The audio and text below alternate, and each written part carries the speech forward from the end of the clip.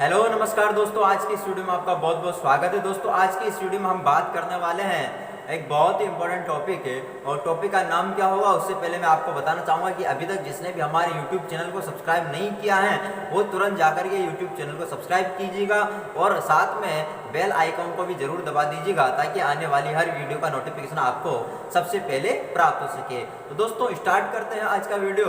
और आज का वीडियो में हम क्या पढ़ने वाले हैं इसके बारे में हम जानते हैं। तो दोस्तों इससे पहले मैं बताऊं, पिछला जो वीडियो था उसमें हमने देखा था कुछ महत्वपूर्ण यौगिक जो हमारी एवरीडे लाइफ में कुछ यौगिक थे जो कि वो काम आते हैं, उनके बारे में हमने पढ़ा था। ठीक है, तो 6 यौगिकों के बारे में हमने पढ़ा था। तो हमने उसमें पढ़ा था कि उनका निर्माण विधि किस प्रकार से होती है, यानी कि जो यौगिक थे उनकी निर्माण विधि हमने पढ़ी थी। तो प्रत्येक की निर्माण विधि हमने पढ़ी।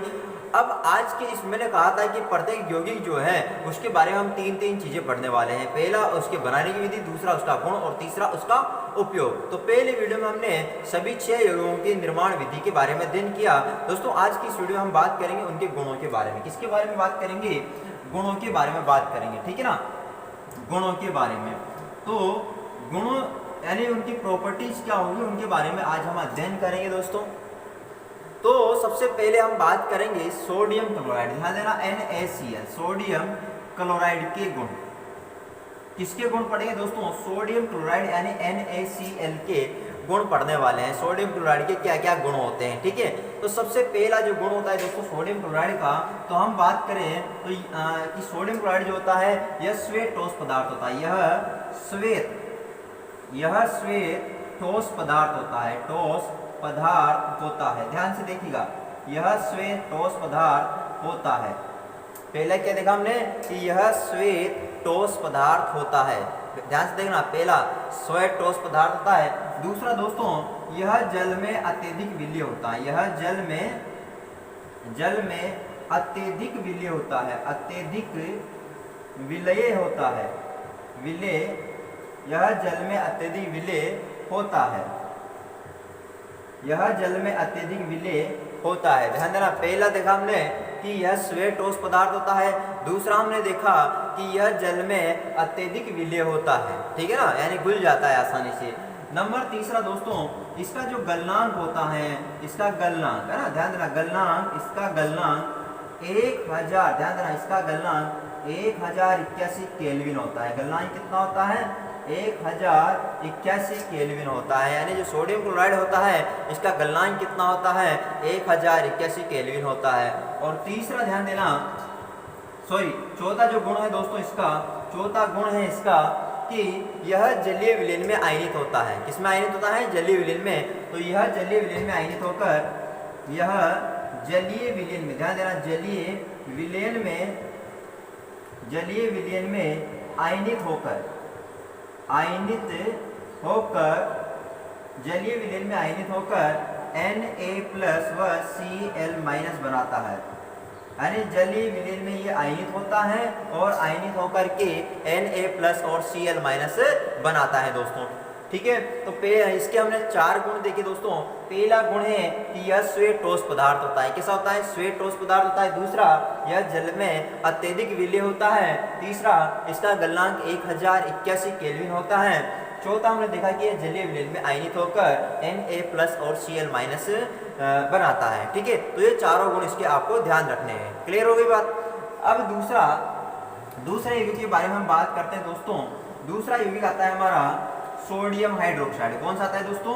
दूसरा यौगिक है सोडियम हाइड्रोक्साइड के गुण, NaOH के गुण। यानी जो सोडियम हाइड्रोक्साइड है इसके गुणों के बारे में हम चर्चा करने वाले। तो इसके भी हम 4 गुणों के बारे में अध्ययन करेंगे। ठीक है, तो पहला जो गुण है दोस्तों सोडियम क्लोराइड, सोडियम हाइड्रोक्साइड है ना, NaOH सोडियम हाइड्रोक्साइड के गुण पहला, तो हम यही कहेंगे कि यह श्वेत ठोस पदार्थ होता है। उसका भी यही था, यह श्वेत ठोस पदार्थ है, ठोस पदार्थ होता है, ठोस पदार्थ होता है, श्वेत ठोस पदार्थ होता है। ध्यान देना, सोडियम हाइड्रोक्साइड श्वेत ठोस पदार्थ होता है। दूसरा ध्यान दीजिएगा दोस्तों, यह जल में शीघ्र विलय होता है। यह जल में शीघ्र विलय हो जाता है ना, यानी ये भी जल में विलय होता है, शीघ्र विलय होता है, यानी जल में ये भी घुल जाता है। क्लियर हो गई बात? पहला देखा स्वे ठोस पदार्थ होता है, दूसरा जल में शीघ्र विलय हो जाता है। तीसरा दोस्तों इसका गलनांक जो होता है, इसका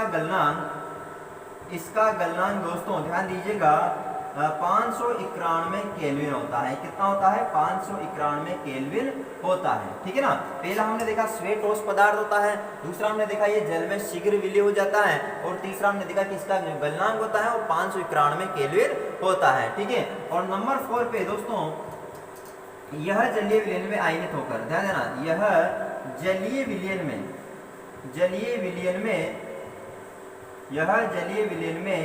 आयनित होकर यानी जलीय विलयन में आयनित होता है, और जलीय विलयन में आयनित होकर Na+ व OH- बनाता है। ठीक है ना।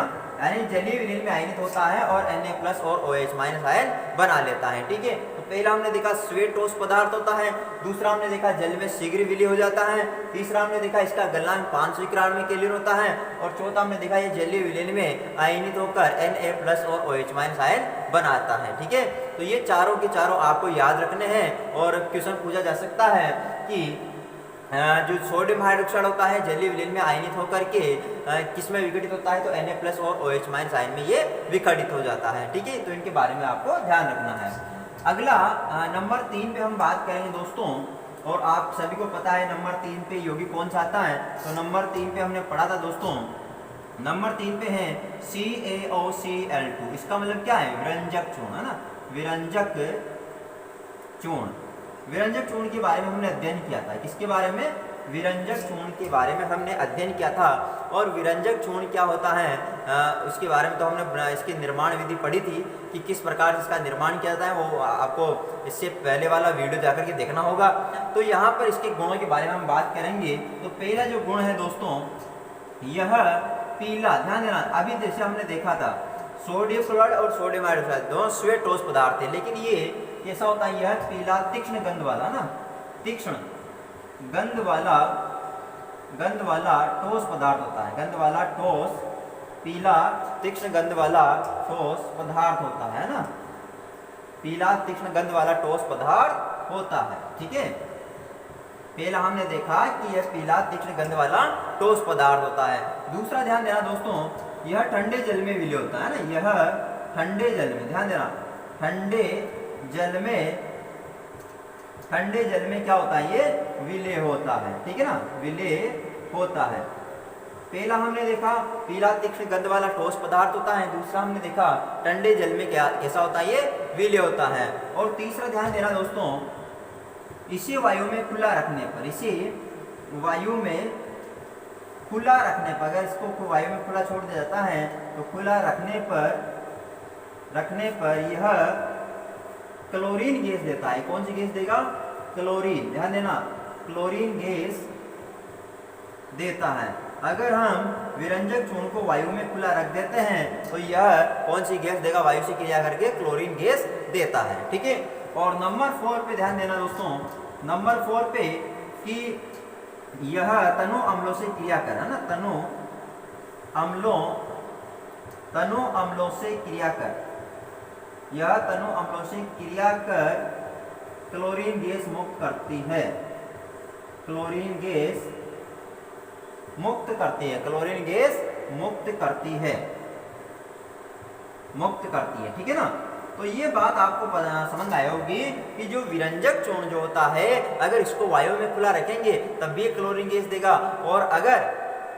और अगर ये तनु अम्लों से क्रिया करती है तब भी कौन सी गैस देने वाली है? क्लोरीन गैस देने वाली है। तो क्वेश्चन आ जाता है कि विरंजक चूर्ण तनु अम्लों से क्रिया करके कौन सी गैस मुक्त करती है? तो ये कौन सी गैस मुक्त करेगी दोस्तों? आप सभी को पता होगा, ये क्लोरीन गैस मुक्त करेगी। ठीक है। इसी प्रकार वायु में अगर इसको खुला रख देते हैं तब भी क्लोरीन गैस मुक्त करती है। और जो इसका ये किस प्रकार का पदार्थ होता है? तो अपन कह सकते हैं ये पीला तीक्ष्ण गंध वाला ठोस पदार्थ होता है। अब इसकी मैं रिएक्शन लिखने वाला हूँ, ध्यान दीजिएगा। जैसे हमने देखा कि तनु अम्लों से क्रिया करके क्लोरीन गैस देता है, तो किस प्रकार से गैस देता है वो समझने वाली बात है। जैसे ध्यान देना, जैसे CaOCl2 विरंजक चूर्ण है। अब ये तनु अम्लों यानी H2SO4 यानी कि हमने H2SO4 ले लिया। क्या ले लिया? H2SO4, यानी कि सल्फ्यूरिक अम्ल से इसकी क्रिया करवा रहे हैं। तो अब क्या करेंगे कि जब इनकी क्रिया होगी तो किस प्रकार से अपन क्या क्लोरीन गैस मुक्त होगी। तो CaSO4 plus calcium sulphate plus H2O plus Cl2, H2O plus Cl2। तो आप देख रहे हो यहाँ पर कौन सी गैस मुक्त हो रही है? क्लोरीन गैस मुक्त हो रही है। इसी प्रकार एक और एग्जांपल अपन देखते हैं, CaOCl2 है ना, CaOCl2 प्लस HCl, यानी कि हाइड्रोक्लोरिक अम्ल के साथ क्रिया करवा रहे हैं। तो यहाँ पर होगा CaCl2 plus H2O plus Cl2। तो हमने देखा यहाँ पर कि यहाँ पर भी कौन सी गैस मुक्त हो रही है? Chlorine gas. इट मीन्स ये हुआ, इसका मतलब क्या हुआ? इसका मतलब ये हुआ कि अगर विरंजक चूर्ण तनु अम्लों के साथ क्रिया करेगी तो कौन सी गैस देगी? यहाँ पर क्लोरीन गैस देने वाली है। ठीक है, लेकिन मैं आपको अब यहाँ पर एक और बात समझाना चाहता हूँ। देखिए, ध्यान देना, वेरी इंपॉर्टेंट है, बोर्ड परीक्षा में पूछा गया था, इसके बारे में आप थोड़ा सा ध्यान देना। कि जैसे ध्यान देना, विरंजक चूर्ण जो होता है इससे कौन सी गैस मुक्त हुई? क्लोरीन गैस हुई। तो ये क्लोरीन गैस जो होती है दोस्तों, ये क्या होती है ना कि जल से क्रिया करते हैं। किससे क्रिया करती हैं? जल से क्रिया करती हैं। और जल से क्रिया करके ये एक अपन कह सकते हैं नवजात परमाणुविक ऑक्सीजन बनाती है। ध्यान दीजिएगा, क्लोरीन गैस जो होती है ये जल से क्रिया करती हैं और जल से क्रिया करके नवजात परमाणुविक ऑक्सीजन बनाती हैं। और ये जो नवजात परमाणुविक ऑक्सीजन जो होता है ये विरंजन क्रिया करता है और एक ऑक्सीकारक की भांति कार्य करता है। ध्यान देना, मैं क्या लाइन बोल रहा हूँ, लिख भी देता हूँ मैं, लाइन को समझने की कोशिश करना किस किस प्रकार से होता है ये। तो अपन कहेंगे कि विरंजक चूर्ण से मुक्त क्लोरीन, आपको लिखना है पूरी लाइन, है ना। विरंजक चूर्ण से मुक्त क्लोरीन, विरंजक चूर्ण से मुक्त क्लोरीन जल से क्रिया कर, है ना, किससे? जल से क्रिया कर नवजात, ध्यान देना, नवजात परमाणुविक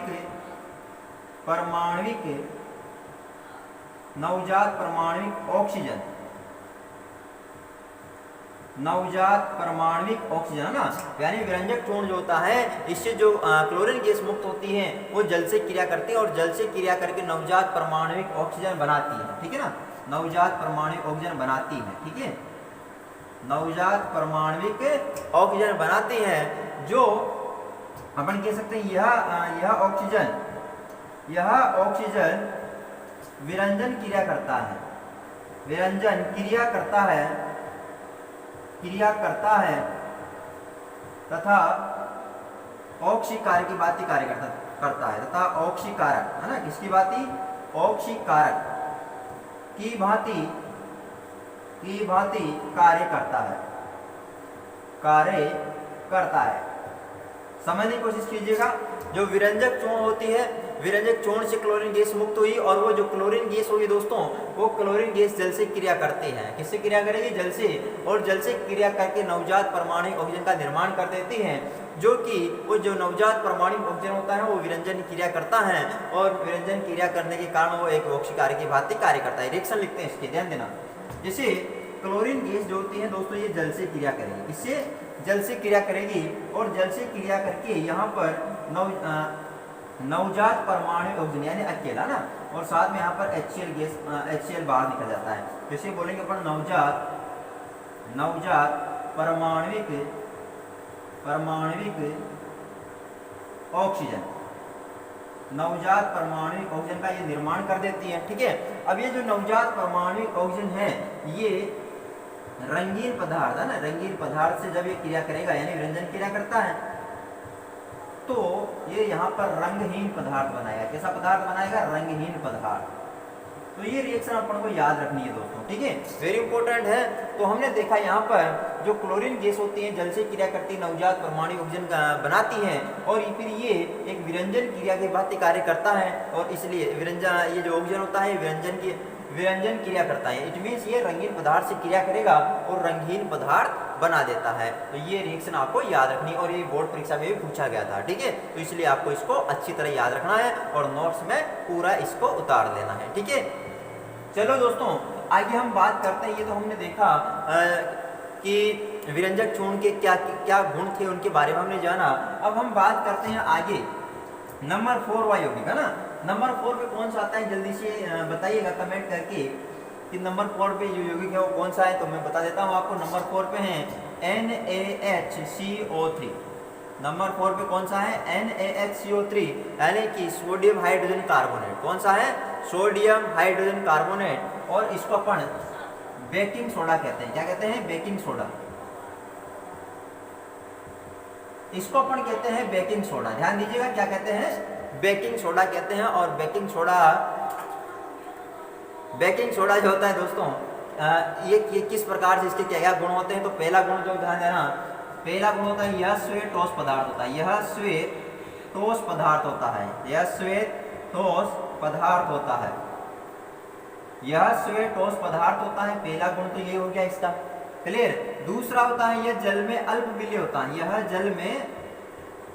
जल में अल्प विलीय होता है। अल्प विलीय होता है यानी जल में ये कम घुलता है, ठीक है ना। ये जल में अल्प विलीय होता है। नंबर 3 पे है इसका जलीय विलयन, है ना। इसका जलीय